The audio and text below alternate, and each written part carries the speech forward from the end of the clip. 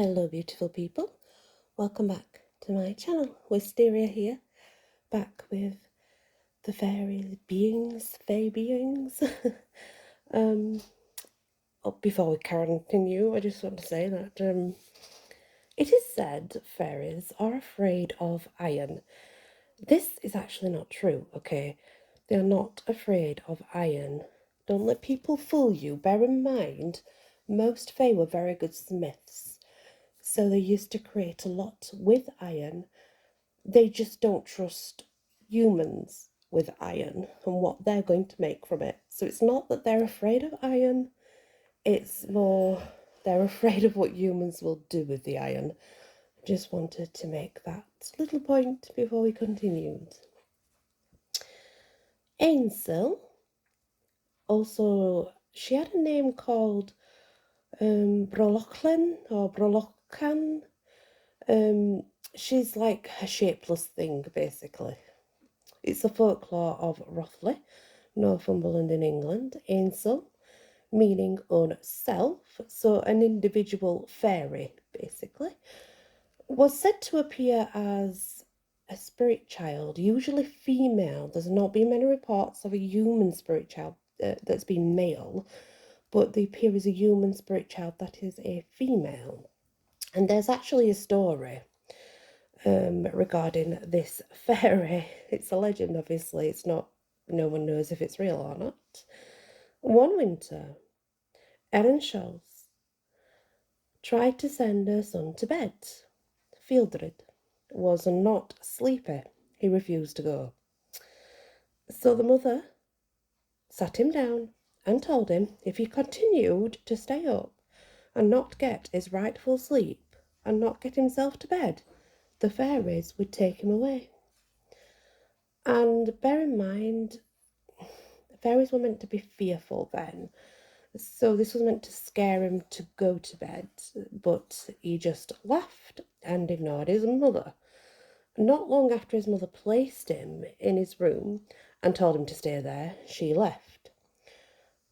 Now, after his mum had actually left the room, it's believed a beautiful doll-sized fairy that looked just like a little girl, kind of, only more doll-like, it says, appeared and told the boy that she climbed down the chimney to get in and introduce herself, and she said that she was Ainsel.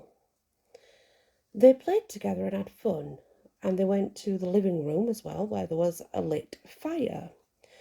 But when the fire embers began to die, the boy poked the fire and the hot ember spat out, unfortunately hitting the fairy. She screamed in absolute pain. That's when the mother heard, got up out of bed and went rushing into the room, asking him, "Who hurt you?" Of course, he turned round and said, "It was my Ainsel." The mother assumed he was saying he hurt himself, so he was spanked and punished for making all that noise at night instead of being asleep and for hurting himself. So she basically blamed him because he said it was my Ainsel, and the word Ainsel was believed to be coincided with the self, own self individual. So that's why she thought it was actually him that was making all the noise, I guess, because that's where it's meant to be. This is the, let's have a look, the Airmed-Irish or Airmid-Irish. So it depends. Airmed, an Irish fairy and a goddess of herbal lore and witchcraft. Born to Dionkex, a renowned physician of the Tuatha De Danann, she helped protecting her father's sacred healing at spring. When her brother, Mitch, died, she grieved by his grave so much and so profoundly that apparently from the graveside grew all of the herbs of the world, revealing their secrets to her. Hence we have the herbs that we have, etc. The Aithous-Nymph, a daughter of the sea god Poseidon, or Neptune, it changed through time from Poseidon to Neptune, had a child with Apollo. This is classic Greek myth. Then we have Now, this is pronounced Aitvaras, but me being learnt Latin as I was, I probably pronounce it Aitvaras, but it's Aitvaras. As you know, I always put them in the description anyway, guys. So this is Lithuanian lore. It's a house spirit, very able in changing forms to fit in with the chosen environment. So black cat if it's indoors, a rooster outdoors, and even a dragon. They do live in the forest too, but they can be persuaded to serve a family as a guardian. They are quite powerful. They do bring abundance and good fortune. They bring happiness and wealth, but only to those they favour. So they're good to work with. The Aiwel, or the Aiwel, a nature spirit, believed to be a culture hero from the folklore of the Dinta people of Sudan, the son of a river spirit and an elderly widowed woman.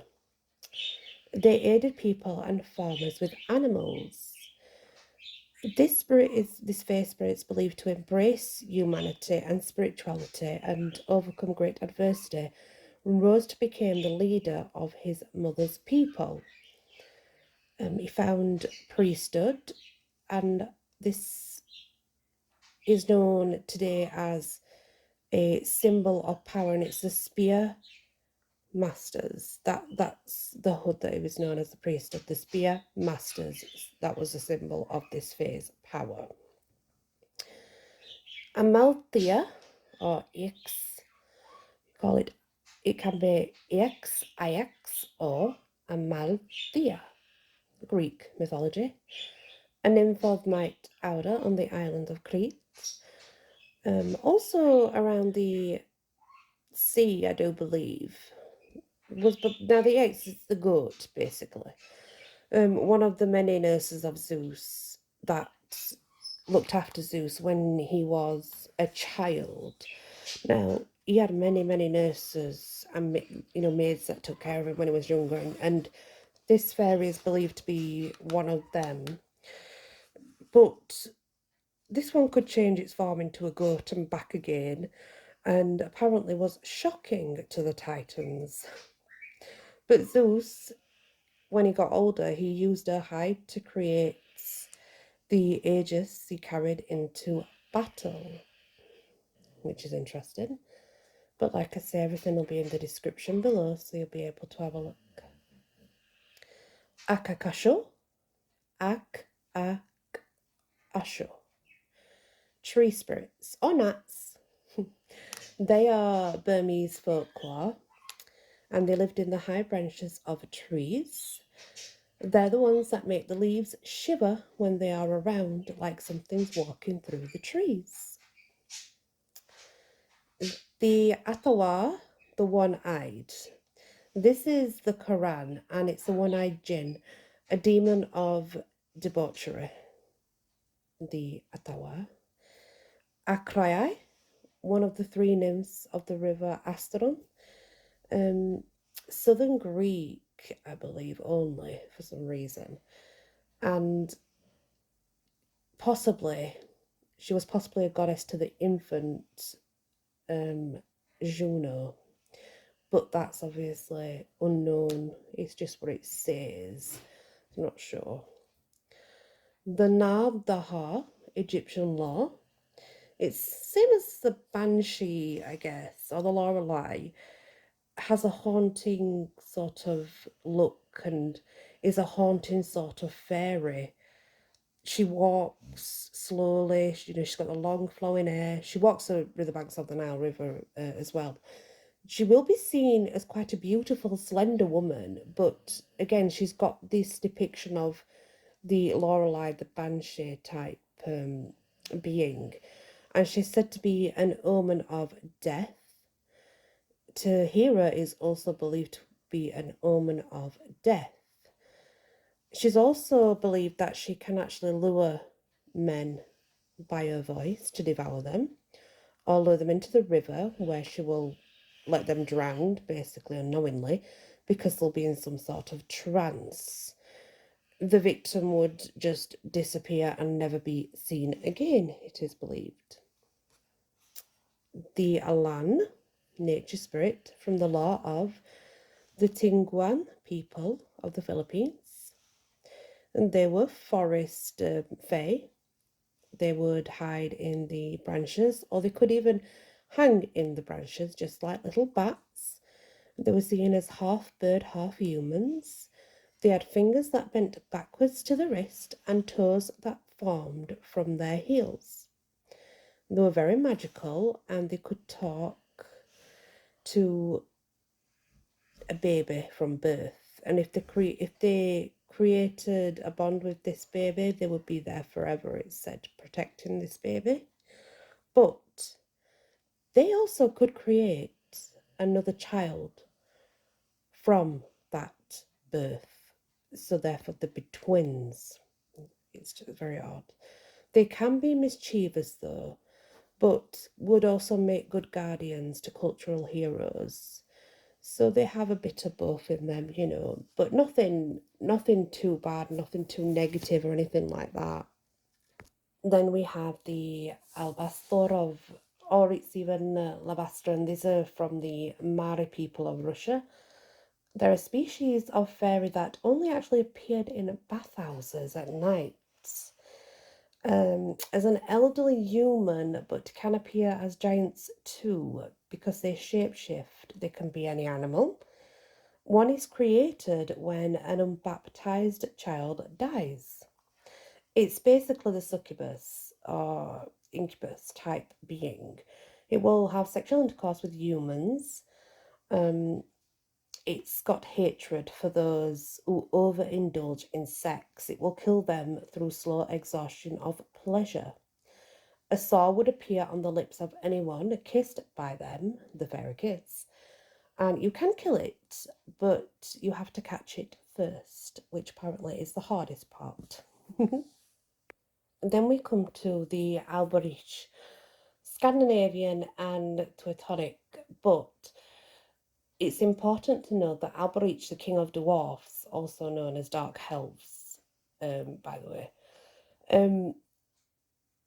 they looked quite hideous. They were hideous looking gnome type beings, but they were dwarfs. But there were a whole clan of them known as dark elves, which is very confusing, I know, but it kind of depends which tradition you look at to where it falls back to. The Nordic would have them, this would be Andvar or Andware, Andvare.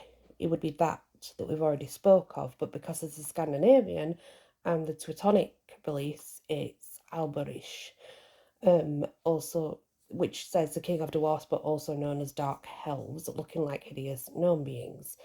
So it can get quite confusing. They lived underground. He obviously lived in a castle that was made from precious gems, but his people lived around him. He was the keeper of the belt of strength, a magical ring, and the cloak of invisibility. And apparently he had dominion over elves, and Solomon had over the demons. So he had dominion over the elves, just like Solomon did over the demons. But, like I say, a lot of speculation and myth around that. Alchiringa, Central Australia. A race of fairy spirits only seen by medicine men, wise or thorned women, shadowy, young and thin. They lived within stones and trees, are only small and are good protectors, though they can be slightly mischievous, but all fae can be slightly mischievous, it's not just one. This one interests me that Nan wrote because she wrote quite a lot about her. Alcina, a fate-driven, powerful fae, but she actually created her own sort of army. Old and scraggly, but she used glamour to make herself appear very beautiful. She conspired with her sister, Morgana, to take out the other sister, Logistilla, to take the throne of her father. She was able to hire men with her glamoured beauty, but she built herself an army and created 8 men, cat men, centaurs, and dog men. She went to war with Logistilla, but this cost her quite a bit because some of the men, the human men, they turned on her in the war. While the war was happening, they actually turned on her and started killing the 8 men and fighting with the dogmen. And by the end of it, the 8 men and dogmen that were left decided to go underground to protect her, fled with her. It's apparent that there was a lot of blood spilt, and they could be in both realms, just as she could be in both realms. So they could be quite physical blood and bone in this realm, but they could switch from one realm to the other because they had control over the power of the elements. And as time went on, the dogmen and 8 men, they did live together at first, and as time went on, the power grew within the Fae realm because they were constantly in and out of this realm into the next. And their magic grew because they bonded more with the elements. So over time, they became stronger, but unfortunately, their numbers were low. Even though they were underground, their numbers were dwindling, obviously. So they weren't gaining, should I say? They weren't getting anywhere. They actually decided to split the tribes. They did stay underground for quite a long time. They did have a good relationship with Morgana, though, and that's why they returned to the ground, to go underground, to stay out of the way, because Morgana and them had a very good relationship, and they were told that it was not the time for war, so they really should stay underground where they're not to be seen, which they did for quite a long time, but separated in the tribes. This was probably due to hunger, and it's possible that it said a dogman ate an 8 man, and that forever split the tribes. Now they tend to seek out shamans, wise men and women, thorn men and women, and the burning ones, because these people know what they are, why they sort of are here, and why and when they will return to the surface, why they've started returning to the surface. They didn't choose the form that they have, but they've had to adapt to it. They see the soul within people, so if a soul is bad, they will strike you with fear just for fun. They will do this anyway. As time's gone by, they've started to be a little bit more willing to put fear in people just for fun. But if you have a bad soul, it's best not to see them because it's a different kind of fear. They regret being in the form that they are. It's not something that they wanted to be in that form. They were made in this form. But they still do actually adhere to Morgana's law, and their law, the Morgana's law, is apparently a law that says, until the time has come, no human may you touch or consume. But like I said, they are in both Fae realm and in our realm, so they are quite blood and bone, but yet able to switch realms, which makes them very interesting. They can't cause pain and they can't bother humans. It's a very odd story because it rings something. I'm just not sure, but there's something that says there may be something behind it, but I don't know. It's just how I feel, I guess. However, they are to be ready when the change in time has begun. They await one sign that is to come. And again, this is when they will go and seek out the witches, shamans, whatever you want to call them, because they know why they are here and what is to come. So yeah, it's a very, very interesting story. It's one that's definitely interested me quite a lot. Then we have the Alecto. Alecto actually means envy, one of the three fairies from classical Greek mythology. She looked like a hag, bloodshot eyes, bat wings, snakes in her hair, a personification of darkness and the earth's shadow. She dealt swift and needed justice.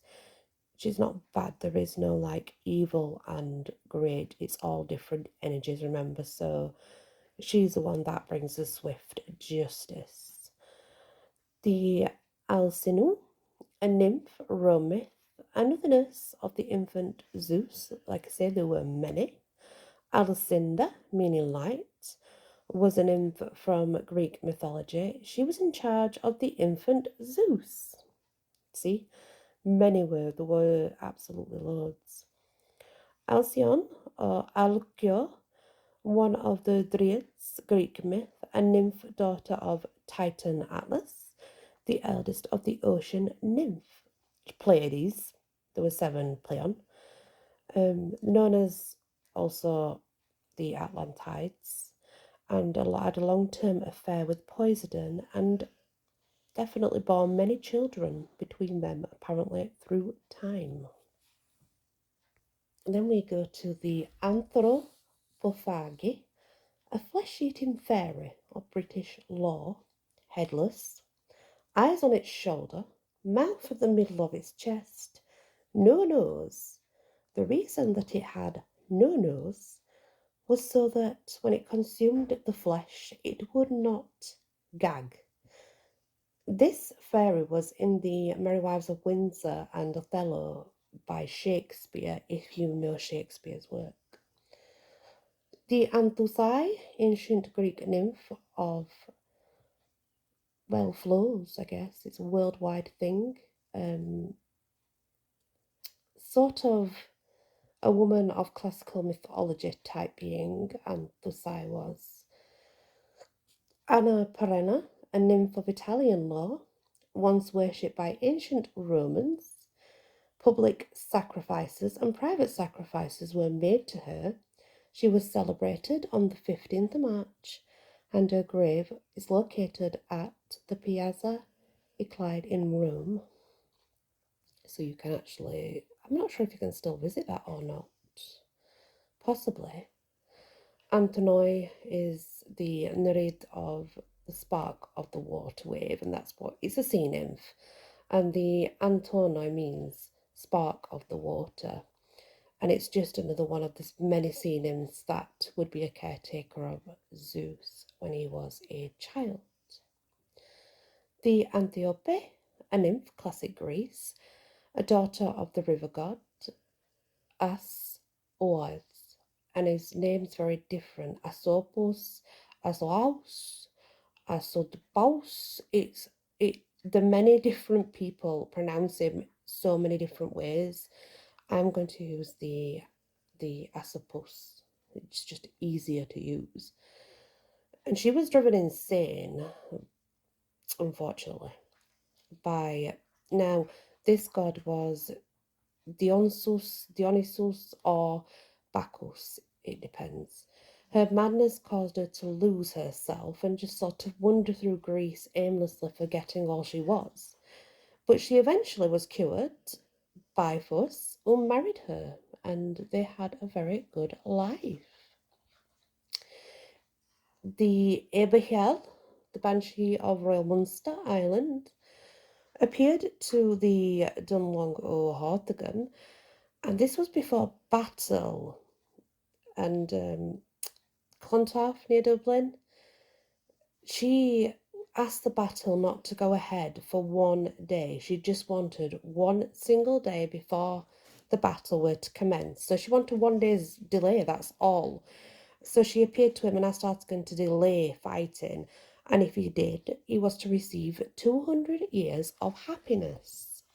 Of course, if he did not and decided not to, then he would lose his son, friends, and even the nobles of Erin would fall and they would fail at the battle. Of course, he didn't listen, and the Fae was absolutely right. He failed the battle and they all died. Hobenheim, a beautiful queen of the fairies, northern Munster. This is Irish folklore, one of the Sihi, and also allegedly something to do with the Finn Vara and the Ona King, the Queen of Coney Fair. So there was more than one all integrated that worked alongside each other, I guess. The Aibahan, weird one to pronounce. The Aed or AED, it depends, song or voice that actually stands for. This is one of the muses. Now, the muse fae were the ones that would often show as beautiful women and befriend a creative male, I guess, and work him to death through painting and such like. This particular one was associated with Mount Helicon, 2nd century Greek geographer and traveller. So if you know of him, she was associated to that particular person. Aussi, or also, Eanla Sihi, people of peace, also known as the people of mounds, ancient Irish.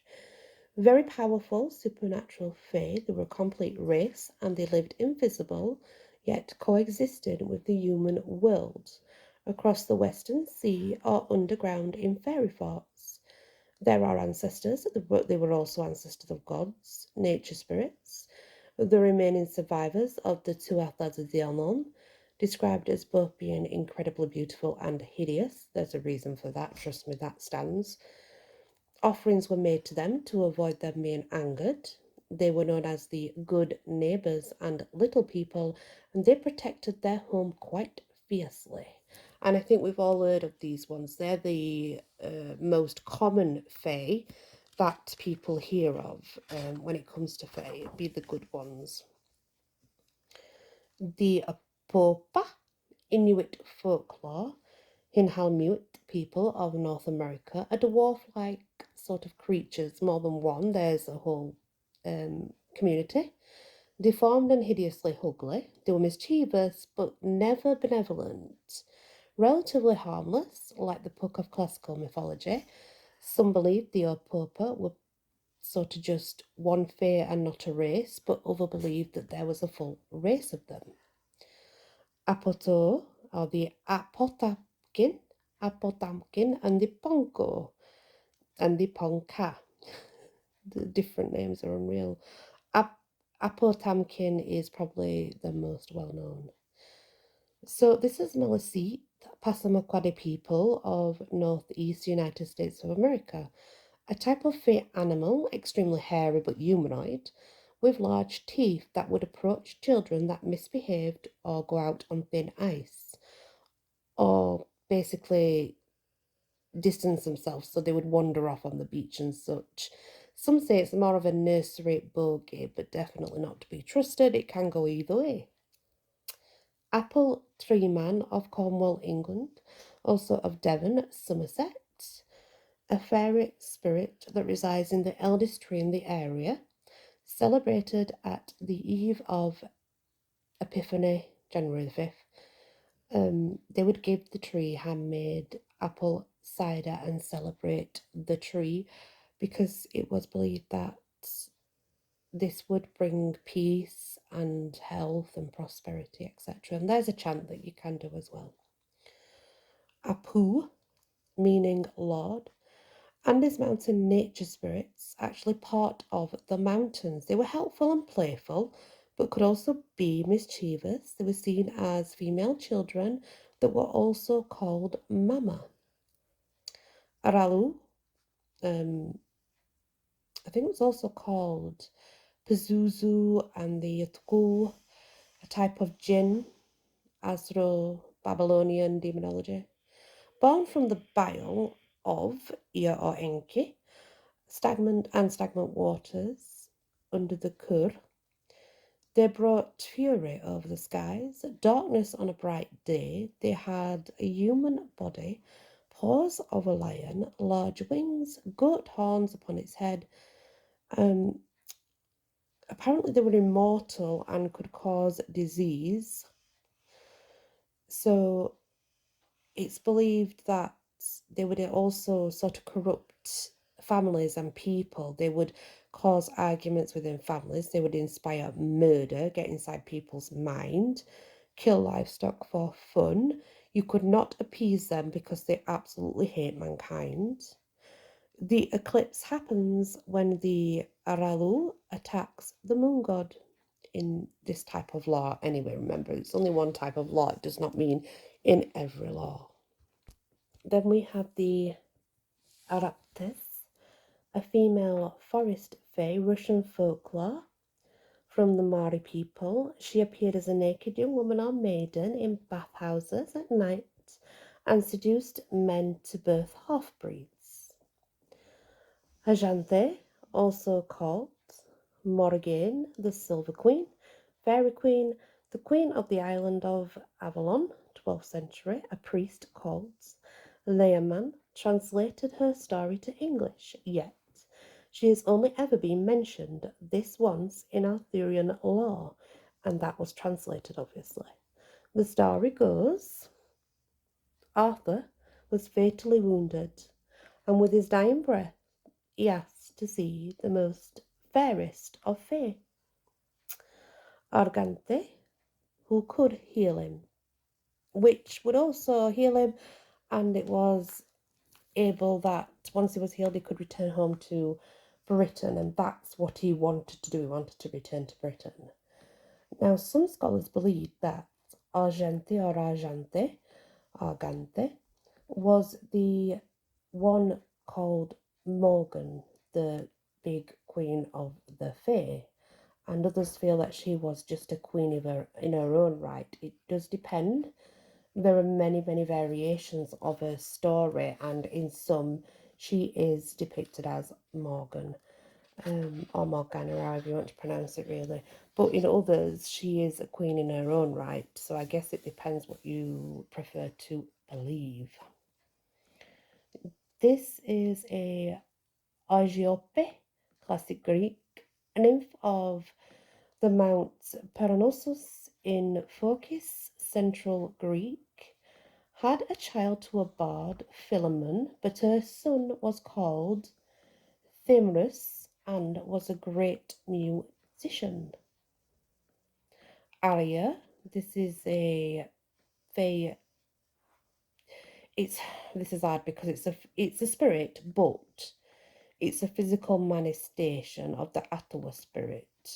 The Maori people of New Zealand. It was a shape shifter. It could cause misfortune, disease. It was one of the disease. Sorry, it's one of the most feared ones out there. Could take the form of green geckos because children would actually see the green geckos, think they were cute, and take them home. There, it was able to cause quite a lot of disasters. Now, the one thing it does say is that the Aria was even able to turn into a star to disappear into the night sky, which is different. Then we have Ariel, Airy Spirit. The Tempest by William Shakespeare actually had an Ariel that flew through the air on a bat in Act 5, if you know Shakespeare's work. Ariel was mostly unseen and invisible, but could take the form of air and fire, so the elements basically, to get to areas that were needed. Apparently had the most beautiful singing voice and a lot of ideas associated with liberty, to be free like the wind, motivated by promises but rebellious, and reflected human emotions yet couldn't actually ever feel human emotions. So it's also believed the fairy queen of the seasonal fae was called Pillywiggins, but Ariel too. So that's where fae gets so mixed up from the very, like the many different cultures do change them a lot. The Arcan Sonne, fae pig, or man lucky piggy, or tucky piggy, or little piggy. I love man folklore. like the hounds of one of Wales. Arcan was white with red ears. It was lucky to catch one, but if you saw one, you would find silver, it is believed in folk tales. So if you caught one, it was believed to make you wealthy and prosperous, but to just see one alone would bring some silver. Now we get to a Swiss myth. L'arme Furusi. L'arme Furusi, meaning a raging host or furious host. The name that was given to the wild hunt, but this was in Swiss myth. They believed unbaptized babies would go missing or were abducted,